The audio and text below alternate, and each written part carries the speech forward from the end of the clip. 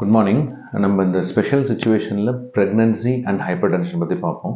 Pregnancy வந்து 3 ட்ரைமஸ்டராக பிரிப்பாங்க. முதல் 3 மாதம், ரெண்டாவது 3 மாதம், அடுத்த கடைசி 3 மாதம்னு.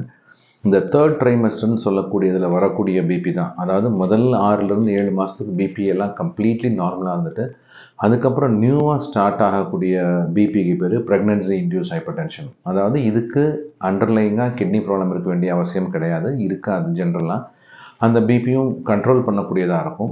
மேபி அந்த பிபி வந்து அன்கண்ட்ரோல்டாக இருந்தால் அப்போ என்ன ஆகுனாக்கா இந்த டெலிவரி சமயத்தில் it can go very high. அந்த சமயத்தில் வந்து பிரெயினில் ப்ராப்ளம் ஆகி ஃபிட்ஸோ இல்லை விஷுவல் டிஃபிகல்ட்டியோ இல்லை சம்டைம் கிட்னி ப்ராப்ளமோ கூட வரலாம். பட் கண்ட்ரோல் பண்ண பிபி ரொம்ப ஈஸியாக கண்ட்ரோல் ஆகிரும். அதில் என்ன ஸ்பெஷல்னாக்க டெலிவரி முடிஞ்ச உடனே படிப்படியாக குறைஞ்சி போய் அதுக்கப்புறம் பிபியே இல்லாமல் இருப்பாங்க. எத்தனை செக்லாம் நார்மலாக இருக்கும். ஒரு சின்ன விஷயம், this BP can come in subsequent pregnancies வரலாம். Thank you.